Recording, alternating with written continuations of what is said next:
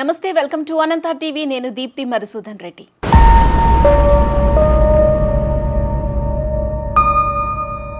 ఎప్పుడెప్పుడు కూటమి ప్రభుత్వం నామినేటెడ్ లిస్ట్ రిలీజ్ చేస్తుందా అని చెప్పి యావత్ ఆంధ్రప్రదేశ్ అంతా కూడా ఎదురు చూస్తున్న క్రమంలో 20 మందితో కూడినటువంటి ఒక నామినేటెడ్ లిస్ట్ ని రిలీజ్ చేసింది కూటమి ప్రభుత్వం. మరి మనం గతంలో కూడా అనంత టీవీ నుంచే మీకు ఒక ఎక్స్క్లూజివ్ 40 మందితో కూడినటువంటి నామినేటెడ్ లిస్ట్ కూడా చూపించడం జరిగింది. నిజానికి ఆ లిస్ట్ కన్ఫర్మ్డ్ లిస్ట్, కానీ మరి ఉన్నవేమో 90 కార్పొరేషన్లు, కానీ అభ్యర్థులేమో వేల సంఖ్యలో ఉన్నారు. మరి ఈ క్రమంలో ఒక పద్ధతి ప్రకారం వాళ్ళకంటూ కొన్ని ర్యాంకింగ్స్ ఇచ్చి IVRS కాల్స్ ద్వారా సెలెక్ట్ చేయడం జరిగింది అనమాట. సో వాళ్ళని సెలెక్ట్ చేశారు. ఫైనలీ 20 మందితో కూడినటువంటి ఫస్ట్ లిస్ట్ని అయితే రిలీజ్ చేశారు.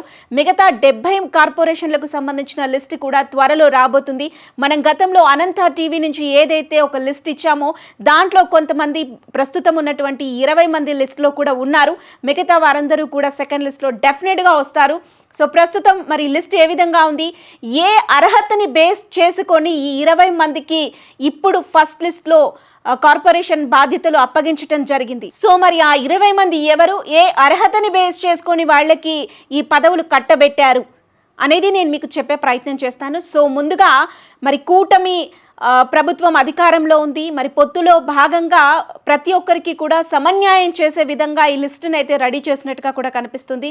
మరి కూటమిలో భాగంగా టీడీపీకి 16 కార్పొరేషన్ పదవులు, మరి జనసేన పార్టీకి 3, బీజేపీ పార్టీకి 1 చొప్పున టోటల్గా 20 మందితో కూడినటువంటి లిస్ట్ని అయితే రెడీ చేశారు, ఒఫీషియల్గా అనౌన్స్ చేశారు. సో మరి ఒక్కొక్కరి పేరుతో సహా మనం తెలుసుకునే ప్రయత్నం చేద్దాం. మరి వారికే ఎందుకు ఈ బాధ్యతను అప్పచెప్పారు అనే విషయం కూడా నేను మీకు చెప్పే ప్రయత్నం చేస్తాను. ఎక్కడా స్కిప్ చేయకుండా చూడండి. సో ముందుగా చూసినట్లయితే వక్ఫ్ బోర్డ్ అబ్దుల్ అజీజ్. సో ముందు నుంచి మనం చెప్తూనే ఉన్నాము, ఈయనకే ఈ పదవి దక్కుతుంది అని కూడా మనం మాట్లాడుతూనే ఉన్నాం. సో ఫైనలీ అబ్దుల్ అజీజ్కే ఆ అవకాశం దక్కింది, వక్ఫ్ బోర్డ్ కార్పొరేషన్. సో నిజానికి ఈయన 2019లో నెల్లూరు రూరల్ నుంచి పోటీ చేశారు. కానీ 2024లో ఆయనకే మరోసారి టికెట్ దక్కేది. ఎప్పుడు కోటంరెడ్డి శ్రీధర్ రెడ్డి ఒకవేళ పార్టీ మారకపోయి ఉండుంటే. కానీ కోటంరెడ్డి శ్రీధర్ రెడ్డి పార్టీ మారటం వల్ల అబ్దుల్ అజీజ్ తన టికెట్ని త్యాగం చేయాల్సి వచ్చింది. పైగా టీడీపీ గెలుపులో తన వంతు కృషి చేశారు. మరీ ముఖ్యంగా నెల్లూరు అంటే మైనారిటీ ఓట్ బ్యాంక్ చాలా ఎక్కువగా ఉంటుంది. So Abdul Aziz minority vote బ్యాంక్ని పూర్తిగా టీడీపీ వైపుకు టర్న్ చేసే విషయంలో కీలక పాత్ర వహించారు. సో మరి ఈ క్రమంలో తన టికెట్ని త్యాగం చేయటమే కాకుండా టీడీపీ గెలుపుకి కృషి చేశారు.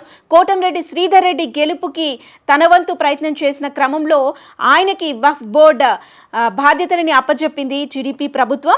ఇక sports authority of Andhra Pradesh SAAP ఇన్ఛార్జ్గా అనిమిని రవినాయుడుకి ఈ అవకాశం దక్కింది. సో ప్రస్తుతానికి చూసినట్లయితే ఆయన తెలుగు యువత స్టేట్ జనరల్ సెక్రటరీగా ఉన్నారు, తిరుపతి నుంచి ఈయన. సో ఈయన పైన గతంలో వైసీపీ ప్రభుత్వ హయాంలో అనేక కేసులు, ఎన్నో వాటిని ఎదుర్కొన్నారు ఆయన. సో మరి గట్టిగా ఫైట్ చేశారు. అండ్ మోర్ ఓవర్ ప్రస్తుతమైన తెలుగు యువత జనరల్ సెక్రటరీగా ఉన్నారు కాబట్టి స్పోర్ట్స్ అథారిటీ తనకి కరెక్ట్ అని అనుకున్నటువంటి చంద్రబాబు నాయుడు ఈ బాధ్యతని తనకి అప్పచెప్పటం జరిగింది. ఇక ఏపీ హౌసింగ్ బోర్డు వచ్చేసి బత్తుల తాత్యా బాబుకైతే ఈ అవకాశం దక్కింది. మనం గతంలో కూడా చెప్పాము, బత్తుల తాత్యా బాబుకి కార్పొరేషన్ పదవి దక్కబోతుంది అంటూ కూడా అనంత టీవీలోనే చెప్పడం జరిగింది. సో నిజానికి ఆయన అనకాపల్లి పార్లమెంటు నుంచి టికెట్ ఎక్స్పెక్ట్ చేశారు, కానీ పొత్తులో భాగంగా అది బీజేపీకి వెళ్ళింది. సో సీఎం రమేష్ గెలుపుకి ఆయన తన వంతు కృషి చేశారు, సీఎం రమేష్ని దగ్గరుండి గెలిపించారు అంటూ కూడా అక్కడి ప్రజలు అంటూ ఉంటారు ఆయన గురించి. సో మరి ఆయన కూడా టికెట్ని త్యాగం చేసిన క్రమంలో ఈ ముందుగా ఫస్ట్ లిస్ట్లో ఈయనకి కూడా బాధ్యతలని అప్పచెప్పింది కూటమి ప్రభుత్వం. ఇక ఏపీ షెడ్యూల్డ్ తెగల సహకార ఆర్థిక సహకారం ఏపీ ట్రైకార్ సో వచ్చేసి బొరగం శ్రీనివాసులకి అవకాశం దక్కింది. నిజానికి ప్రస్తుతం ఈయన చూసినట్లయితే పోలవరం నియోజకవర్గ కన్వీనర్గా ఉన్నారు. 2019లో పోటీ చేసి ఓడిపోవడం జరిగింది. సో నిజానికి ఈసారి కూడా పోలవరం నియోజకవర్గ టికెట్ బొరగం శ్రీనివాసులకే దక్కుతుంది అని అనుకున్నప్పటికీ కూడా ఇది పొత్తులో భాగంగా జనసేన పార్టీకి టికెట్ వెళ్ళింది. సో మరి ఈ క్రమంలో చిర్రి బాలరాజు గెలుపు కోసం ఈయన చాలా కృషి చేశారు. తన టికెట్ని త్యాగం చేసి జనసేన పార్టీకి ఇవ్వటమే కాకుండా జనసేన పార్టీ అభ్యర్థిని గెలిపించటంలో చాలా కష్టపడ్డారు. సో ఈయన కూడా టికెట్ త్యాగం చేసినటువంటి వ్యక్తే. ఈ క్రమంలోనే మొదటి లిస్టులోనే ఈయనకి కూడా ప్రాధాన్యతను ఇవ్వటం జరిగింది. ఇక ఏపీ మారిటైమ్ బోర్డ్ దామచర్ల సత్యకి అవకాశం దక్కింది. సో ఆయన కొండేపి నియోజకవర్గానికి సంబంధించినటువంటి నేత. నిజానికి ఆయన కూడా టికెట్ ఎక్స్పెక్ట్ చేశారు, కానీ గతంలో ఎవరికైతే టికెట్ ఇచ్చారో యాజ్ యూజువల్ డోలా బాలవీరాంజనేయ స్వామికి టికెట్ ఇవ్వటంతో ఆయన కూడా టికెట్ని త్యాగం చేసిన లిస్టులో వెళ్ళిపోవటం జరిగింది. ఈ క్రమంలోనే ఆయన కూడా మొదటి లిస్టులోనే ప్రాధాన్యత సంతరించుకుందనే చెప్పాలి. ఇక సీడాప్ దీపక్ రెడ్డికి అవకాశం దక్కింది.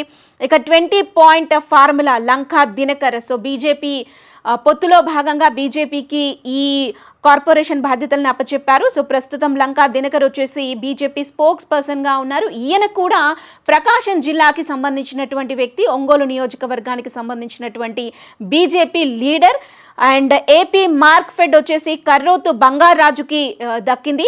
సో ప్రస్తుతం ఆయన నెల్లిమర్ల నియోజకవర్గం నుంచి ఉన్నారు. ఈయన కూడా నెల్లిమర్ల నియోజకవర్గ టికెట్ని ఎక్స్పెక్ట్ చేశారు కర్రోతు బంగారాజు, కానీ ఇక్కడ కూడా పొత్తులో భాగంగా జనసేన పార్టీకి నెల్లిమర్ల టికెట్ వెళ్ళటంతో అక్కడ ఉన్నటువంటి లోకం నాగమాధవి గెలుపు కోసం ఆయన కృషి చేశారు, చాలా కష్టపడ్డారు లోకం నాగమాధవిని గెలిపించే విషయంలో. సో అందుకని చెప్పేసి తన టికెట్ని త్యాగం చేసి మరొకరి గెలుపు కోసం కృషి చేసినటువంటి కర్రోతు బంగారాజు కూడా ఫస్ట్ లిస్ట్లోనే అదృష్టం దక్కింది. ఇక నెక్స్ట్ చూసినట్లయితే AP state seeds development corporation limited వచ్చేసి మన్నే సుబ్బారెడ్డి, ఈయన్నే ధర్మవరం సుబ్బారెడ్డి అని కూడా అంటారు. నిజానికి ఈయన డోన్ నియోజకవర్గ టికెట్ని ఎక్స్పెక్ట్ చేశారు. ఈయన పేరు కూడా మనము గతంలో అనంత టీవీ నుంచి ఎక్స్క్లూజివ్గా ఇచ్చినటువంటి నామినేటెడ్ లిస్ట్లో ఈ పేరు కూడా చెప్పడం జరిగింది. సో ఈయన డోన్ టికెట్ ఎక్స్పెక్ట్ చేసినప్పటికీ కూడా మరి టికెట్ కాస్త కోట్ల సూర్యప్రకాష్ రెడ్డికి వెళ్ళటం, ఆయన గెలుపొందటం జరిగింది. ఈయన కూడా టికెట్ త్యాగం చేసి కోట్ల సూర్యప్రకాష్ రెడ్డి గెలుపు కోసం కృషి చేసిన నేపథ్యంలో మొదటి లిస్టులోనే ఈయనకి కూడా టికెట్ దక్కింది. ఇక Andhra Pradesh industrial infrastructure corporation APIIC, very important corporation ఇది. సో మంతెన రామరాజుకి ఈ అవకాశం దక్కింది. నిజానికి ఈయన 2019లో ఉండి నియోజకవర్గం నుంచి టీడీపీ ఎమ్మెల్యేగా గెలుపొందటం జరిగింది. మరి 2019లో పరిస్థితులు ఏ విధంగా ఉండేవో మీ అందరికీ తెలిసిందే. ఆ టైంలో వైఎస్ఆర్సీపీ హవా నడిచింది, ఫ్యాన్ గాలి ఏ రేంజ్లో వీచిందో తెలుసు. మరి అలాంటి పరిస్థితుల్లో కూడా ఉండి నియోజకవర్గం నుంచి టీడీపీ ఎమ్మెల్యేగా గెలుపొందటమే కాకుండా ఒక రికార్డ్ సృష్టించారు ఆ టైంలో ఆయన. సో నిజానికి ఈసారి కూడా ఆయనకి టికెట్ రావాల్సి ఉండింది, కానీ రఘురామకృష్ణం రాజుకి అనూహ్యంగా టికెట్ వెళ్లటంతో తన టికెట్ని త్యాగం చేశారు మంతెన రామరాజు. మరి ఈ క్రమంలోనే ఇండస్ట్రియల్ ఇన్ఫ్రాస్ట్రక్చర్ కార్పొరేషన్ ఆయనకి దక్కింది. మనం గతంలో కూడా మంతెన రామరాజుకి కూడా కార్పొరేషన్ పదవి దక్కబోతుంది అంటూ కూడా చెప్పడం జరిగింది. సో మరి ఆయనకు కూడా ఫస్ట్ లిస్ట్లోనే ఇచ్చారు. ఇక ఏపీ పద్మశాలి సంక్షేమ మరియు అభివృద్ధి సంస్థ నందం అబద్దయ్య. సో ఈయన మంగళగిరి నియోజకవర్గానికి సంబంధించినటువంటి టీడీపీ లీడర్, ప్రస్తుతం టీడీపీ వ్యవహారాల సమన్వయకర్తగా ఉన్నారు.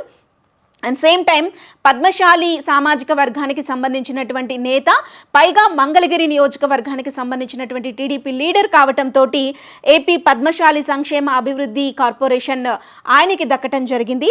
ఇక ఏపీ టూరిజం డెవలప్మెంట్ కార్పొరేషన్ వచ్చేసి నూకసాని బాలాజీకి అదృష్టం దక్కింది. ప్రస్తుతానికి ప్రకాశం జిల్లా టీడీపీ అధ్యక్షులుగా ఉన్నారు. నిజానికి ఈయన కూడా టికెట్ ఎక్స్పెక్ట్ చేసినప్పటికీ కూడా ఈసారి 2024 ఎలక్షన్స్లో ఆయనకి టికెట్ నిరాకరించారు టీడీపీ ప్రభుత్వం. సో మరి ఆ క్రమంలో ఆయన కూడా టికెట్ త్యాగం చేసి ప్రకాశం జిల్లాలో పూర్తిగా టీడీపీ గెలుపుకి ఆయన సహకరించారు, కష్టపడ్డారు. మరి ఈ నేపథ్యంలోనే మొదటి లిస్టులోనే ఆయనకి కూడా ప్రాధాన్యత సంతరించుకుందనే చెప్పాలి.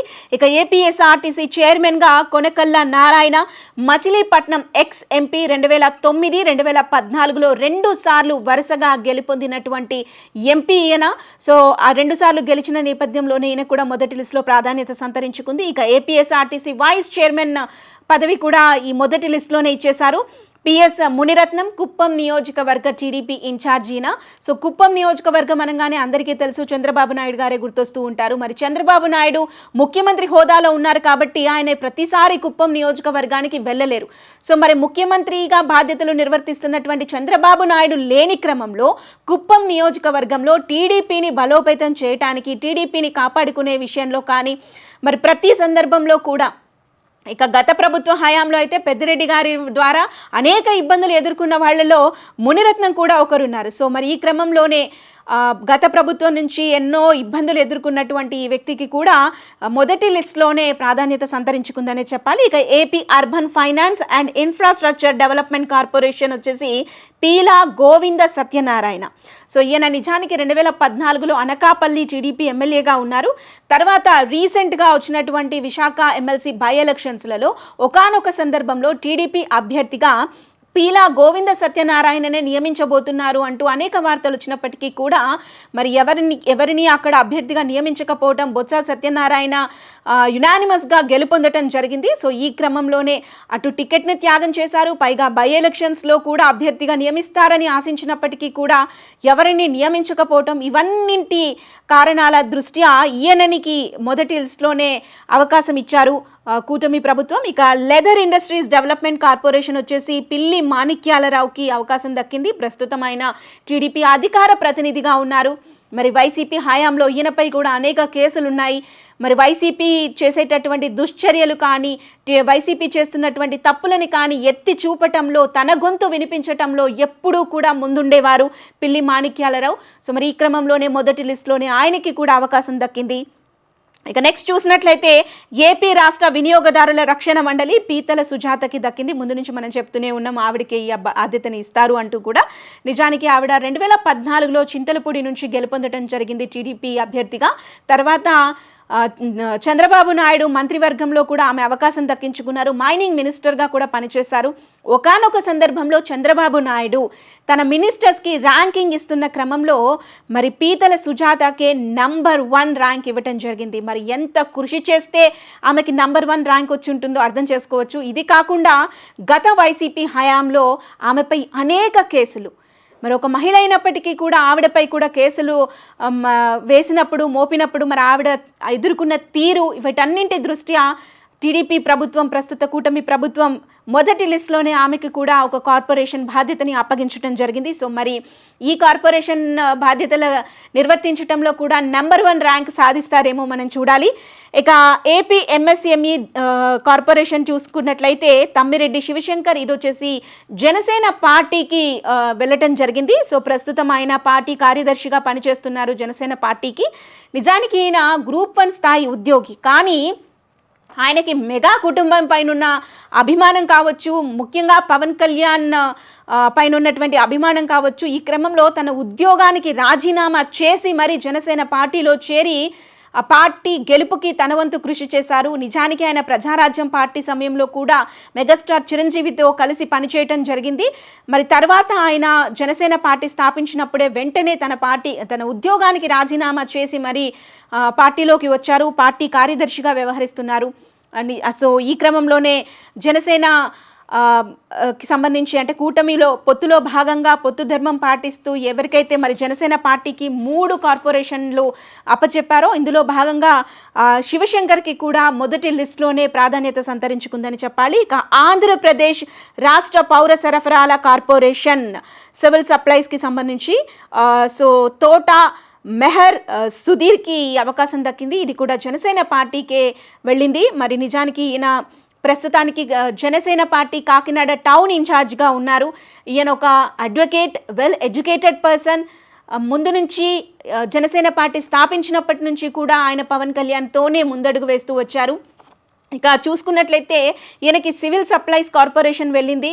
కాకినాడ సంబంధించి అంటే కాకినాడ టౌన్ ఇన్ఛార్జ్గా కూడా ఉన్నారు. మరి కాకినాడ నుంచే అక్కడి నుంచి ఈ సివిల్ సప్లైస్కి సంబంధించిన వ్యవహారాలన్నీ నడుస్తూ ఉంటాయి కాబట్టి ఈ ప్లేస్లో ఉన్నటువంటి జనసేన ఇన్ఛార్జ్కే ఈ పదవి దక్కటం కూడా మంచి విషయం అనేది చెప్పాలి. అండ్ నెక్స్ట్ చూసినట్లయితే Andhra Pradesh trade promotion corporation limited APTPC వచ్చేసి బజ్జా బాబురావుకి అవకాశం దక్కింది. ఈయన చూసినట్లయితే ఈయన చాలా సీనియర్ లీడర్. 1994లోనే ఆయన ఎన్టీఆర్పై పోటీ చేశారు టెక్కలి నియోజకవర్గం నుంచి, కానీ ఓటమి చవి చూశారు. ఆ తర్వాత 2014లో వైసీపీ నుంచి పోటీ చేసి కూడా ఓడిపోవడం జరిగింది. నిజానికి ఈసారి మరోసారి టికెట్ని ఎక్స్పెక్ట్ చేశారు, కానీ ఆయనకి టికెట్ రాలేదు. మరి ఈ క్రమంలోనే వైసీపీ నుంచి టీడీపీలోకి వచ్చిన నేత, పైగా టికెట్ ఎక్స్పెక్ట్ చేసి కూడా భంగపడినటువంటి నేత, ఈ క్రమంలోనే ఆయనకి మొదటి లిస్టులోనే కార్పొరేషన్ బాధ్యతలని అప్పచెప్పింది కూటమి ప్రభుత్వం. ఇక ఏపీ టౌన్షిప్ మౌలిక సదుపాయాల అభివృద్ధి corporation, AP TIDCO, it's very very important. టిడ్కోకి సంబంధించినటువంటి కార్పొరేషన్. సో ఇది కూడా జనసేనకి వెళ్ళింది. వేములపాటి అజయ్ కుమార్కి ఈ బాధ్యతని అప్పచెప్పింది కూటమి ప్రభుత్వం. ఆయన ప్రస్తుతానికి అఫీషియల్ స్పోక్స్ పర్సన్గా ఉన్నారు, నేషనల్ వైడ్గా కూడా.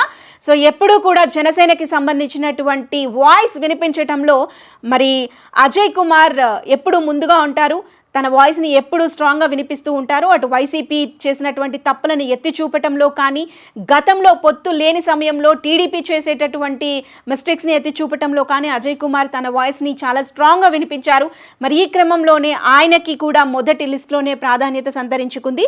ఏపీ టిడ్కో కార్పొరేషన్ బాధ్యతలని ఆయనకి అప్పచెప్పింది కూటమి ప్రభుత్వం. సో ఓవరాల్గా మీరు ఒక్కసారి 20 కార్పొరేషన్ల అభ్యర్థులని, ముఖ్యంగా పదవులు ఎవరికి దక్కాయో వాళ్ళని కనుక గమనించినట్లయితే దాదాపు అందరూ కూడా టికెట్ని ఎక్స్పెక్ట్ చేసి భంగపడినటువంటి నేతలే.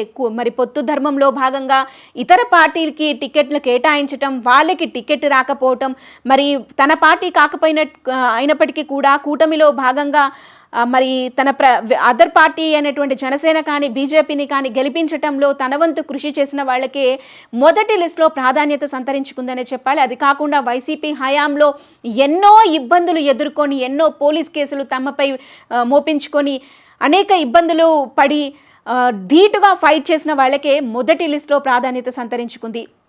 సో మీ అందరికీ డౌట్ క్లియర్ అయిందని అనుకుంటున్నాను. 20 మందికే ఎందుకు ఇచ్చారో, ఆ 20 మందిలో ఈ అభ్యర్థులకే ఎందుకు ఇచ్చారో, వారికి ఉన్న అర్హత ఏంటి అనే దానికి సమాధానం ఇది. సో వీరే కరెక్ట్ పర్సన్స్. సో అందుకని చెప్పి వీళ్ళకి మొదటి లిస్టులోనే ఇచ్చినట్టుగా కూడా తెలుస్తుంది. నిజానికి 40 మందితో కూడినటువంటి లిస్ట్ రెడీ అయింది. కానీ సో అభ్యర్థులు ఎక్కువగా ఉండటం, ఉన్నవేమో 90 కార్పొరేషన్లు కానీ వేల సంఖ్యలో అభ్యర్థులు ఉండటం వల్ల ప్రస్తుతానికి కేవలం 20 మందితో కూడినటువంటి లిస్ట్ మాత్రమే అనౌన్స్ చేశారు. అతి త్వరలో మరో 20 మందితో కూడినటువంటి సెకండ్ లిస్ట్ కూడా అనౌన్స్ చేయబోతున్నారు. ఆల్రెడీ అనంత టీవీ నుంచి 40 మెంబర్స్తో కూడినటువంటి లిస్ట్ని మేము చెప్పటం జరిగింది. దాంట్లో నుంచే ఫస్ట్ లిస్ట్ అయితే మనకి ఏర్పాటు చేశారు. మరి సెకండ్ లిస్ట్ కూడా ఏ విధంగా ఉండబోతుంది అనేది మనం ఆల్రెడీ చెప్పేశాము. మీరు ఎవరైనా డౌట్ ఉంటే మీరు అనంత టీవీలో చెక్ చేసుకోవచ్చు. 40 మందితో కూడినటువంటి లిస్ట్ని మేము ఇవ్వటం జరిగింది. సో మిగతా లిస్ట్ ఖచ్చితంగా ఆ లిస్ట్లో నుంచే మరో 20 మందికి అవకాశం దక్కబోతుంది అన్నమాట. సో ఫైనలీ పొత్తు ధర్మంలో భాగంగా టీడీపీకి 16, జనసేన పార్టీకి 3, బీజేపీకి 1 చొప్పున 20 మందితో కూడినటువంటి లిస్ట్ అయితే వచ్చేసింది. సో మరి ఈ లిస్ట్ చూసిన తర్వాత మీకేమనిపించింది? మీ ఒపీనియన్ కూడా కామెంట్ చేయండి.